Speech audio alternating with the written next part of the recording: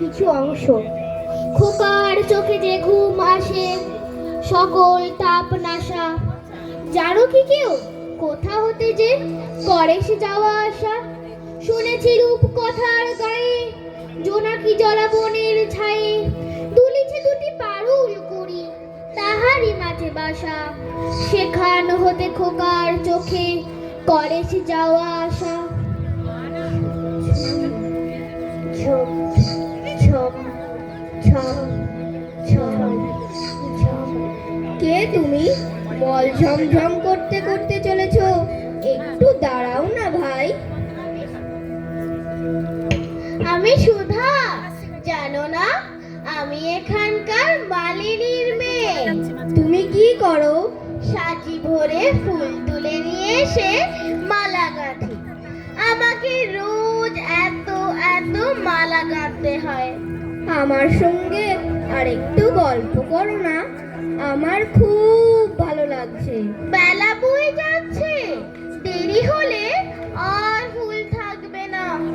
আচ্ছা বেশ, তুমি দুষ্টুমি করো না, আমি ফুল তুলে ফেরবার পথে তোমার সঙ্গে গল্প করে যাব। আমাকে ভুলে যাবে না? আমার নাম অমল, মনে থাকবে তোমার? আর আমাকে একটা ফুল দিয়ে যাবে। আচ্ছা বেশ, না ভুলবো না, দেখো মনে থাকবে। বাগানে ওই দুটো গাছে ফুল ফুটেছে কত যে, ফুলের গন্ধে মনে পড়ে ছিল ফুলের মতো যে।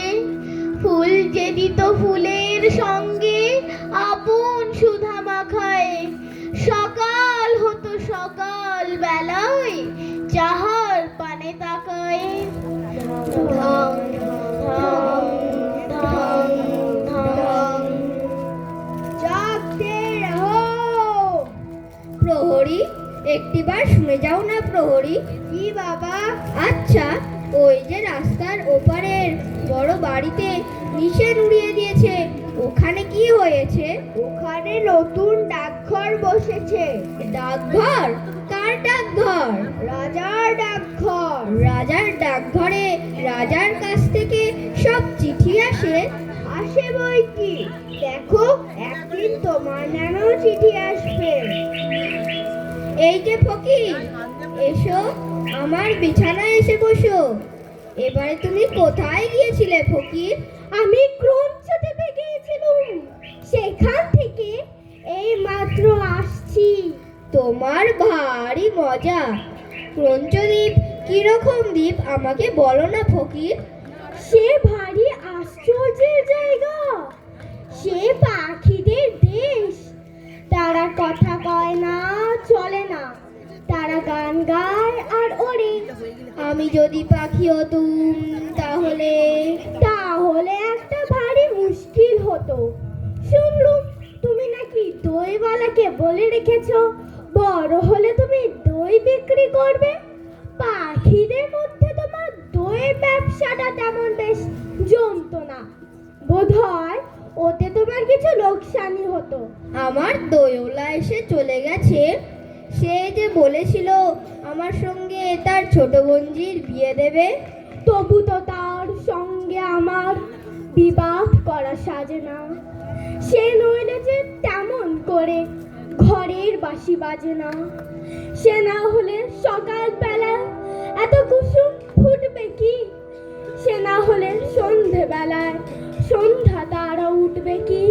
এই আমল, আমি তোমার টুকটুকে বউ হব। বেশ, বউ হবে? তাহলে খুব সুন্দর করে তোমাকে সাজতে হবে। কিন্তু আমি কেমন করে সাজবো তুমিই বলে দাও।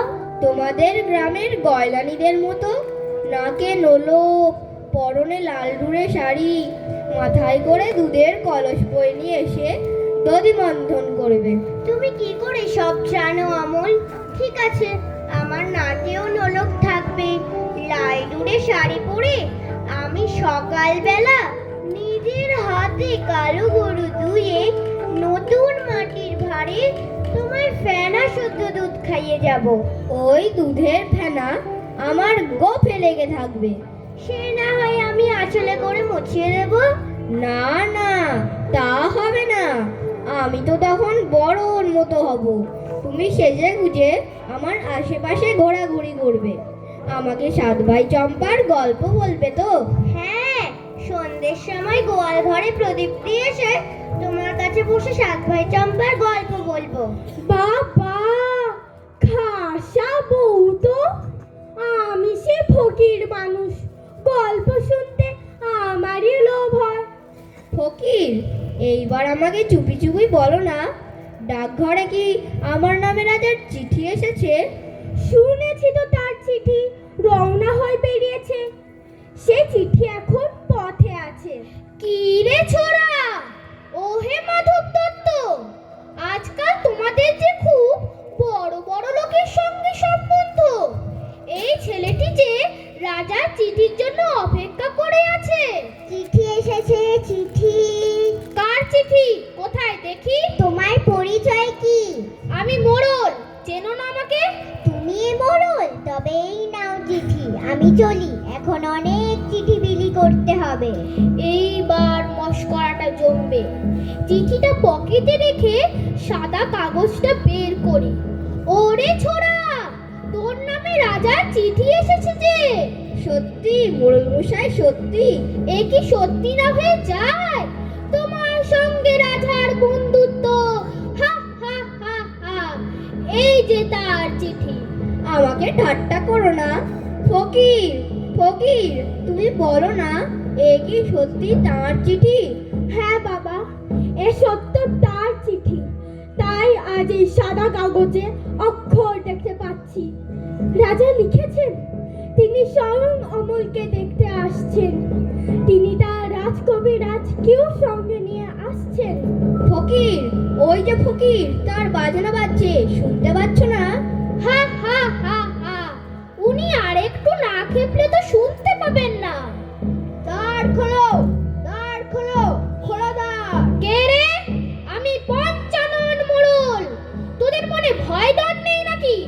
এই পঞ্চাননের আওয়াজ পেলে আর রক্ষে নেই, যত বড় ডাকাতি হোক না কেন। আমি রাজদূত, অনেকক্ষণ ধরে দরজা খুলতে বলছি। সংবাদ এসেছে আজ রাত্রে মহারাজ আসবেন। কত রাত্রে দূত? কত রাত্রে? আজ 2 প্রহর রাত্রে।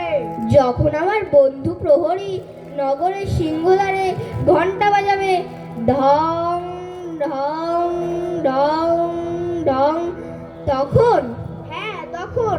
এখন রাজা তার বালক বন্ধুটিকে দেখবার জন্য তার সকলের চেয়ে বড় কবিরাজকে পাঠিয়েছে। সর্বনাশ! কই তিনি? আসুন আসুন, হে হে, আসুন। এ কি, চারিদিকে সমস্ত যে বন্ধ। খুলে দাও, খুলে দাও, যত দ্বার জানালা আছে সব খুলে দাও। বাবা অমল, এখন কেমন বোধ করছো? খুব ভালো, খুব ভালো কবিরাজ মশাই। আমার আর কোনো অসুখ নেই, কোনো বেদনা নেই। আহ, সব খুলে দিয়েছো। আকাশের সব তারাগুলি দেখতে পাচ্ছি, অন্ধকারের ওপারকার সব তারা। অর্ধরাত্রে যখন রাজা আসবেন তখন তুমি বিছানা ছেড়ে উঠে তার সঙ্গে বেরোতে পারবে। পারবো? আমি পারবো। বেরোতে পারলে আমি বাঁচি। আমি তার কাছে চাইবো তিনি যেন আমাকে তার ডাকঘরের হার করা করে দেন। আমি দেশে দেশে, ঘরে ঘরে তার চিঠি বিলি করব। আমার এই পথ তোমার পথের থেকে অনেক এইবার তোমরা সকলে গেছে বেটো, গেছে বেটো। আমি বালকের শিয়রের পাশে বসবো। ওর ঘুম আসছে। প্রদীপের আলো নিভিয়ে দাও। এখন আকাশের তারাটি থেকে আলো আসছে।